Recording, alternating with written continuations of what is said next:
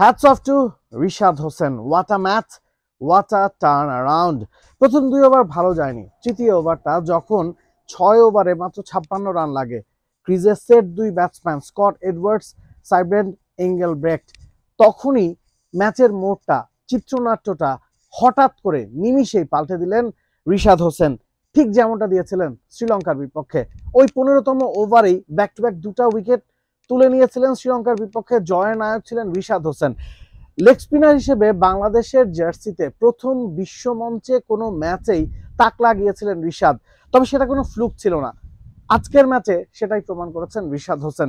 যখন দল বিপদে ছিল, আরো একবার 15তম ওভারে নাজমুল হোসেন শান্ত বলটা তুলে দিয়েছিলেন রিশাদ হোসেনের কাছে, এবং তখন কিন্তু জয়ের পাল্লায় নেদারল্যান্ডসই অনেকখানি এগিয়ে ছিল। রিশাদ সাইব্রেন্ট এঙ্গেলব্রেক্টকে যেভাবে পরাস্ত করেছেন, ফ্লাইটেড একটা ডেলিভারিতে এঙ্গেলব্রেক্ট বিগ শট খেলতে গিয়েছেন, আউট হয়েছেন, এবং পরের বলেই যেভাবে তিনি বাসডিলিরাকে ফিরিয়েছেন, আউটস্ট্যান্ডিং একটা ডেলিভারি ছিল। ওই সময় শট খেলা ছাড়া বাসডিলিরার তেমন কিছু করার ছিল না, তাকে বাইরে ড্র্যাগ করে বেরিয়ে এনেছিলেন, এবং লিটন দাসকেও ক্রেডিটটা দিতে হবে। আউটস্ট্যান্ডিং একটা উইকেট কিপিং, গ্লাভ ওয়ার্কও কিন্তু লিটন দাসের ছিল। শুধু তাই না, 15তম ওই ওভারে ওই 2টা উইকেটে কিন্তু ম্যাচটাকে একেবারে নিমিষেই বাংলাদেশের মুঠোয় নিয়ে আসে।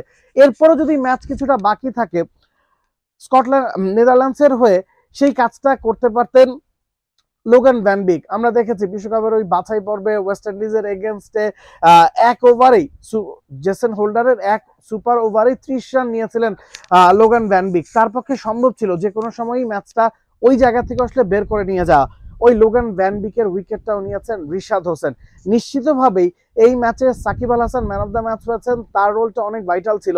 তবে রিশাদ হোসেন বল হাতে যেটা করেছেন, একেবারে তরুণ তুর্কি লেগ স্পিনারের সংকটের কথা আমরা সবসময় বলি। হাতুরু সিং এর সবসময় একজন লেগ স্পিনার হন্য হয়ে খুঁজেছেন, সেই লেগ স্পিনার হিসেবে রিশাদ হোসেন যা করেছেন, এই বিশ্বকাপে যে 2টা ম্যাচ বাংলাদেশ জিতেছে, 2টা ম্যাচে সবচেয়ে বড় অবদানটা রিশাদ হোসেনের।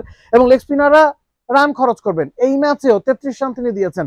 যেই কজন বোলার বল করছেন সবচেয়ে বেশি ইকোনমি রেট কিন্তু রিশাদ হোসেনের। তবে লেগ স্পিনারের কাজ যেটা উইকেট তুলে নেওয়া, সেই কাজটা রিশাদ করেছেন।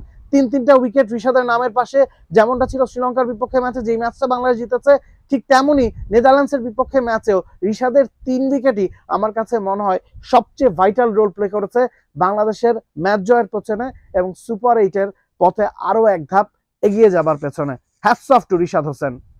Nabil Kasar, T sports. For more updates, subscribe to our YouTube channel and click on the bell icon. Follow us on Facebook and Instagram. Download T-Sports app to enjoy exciting games and highlights. Visit tsports.com.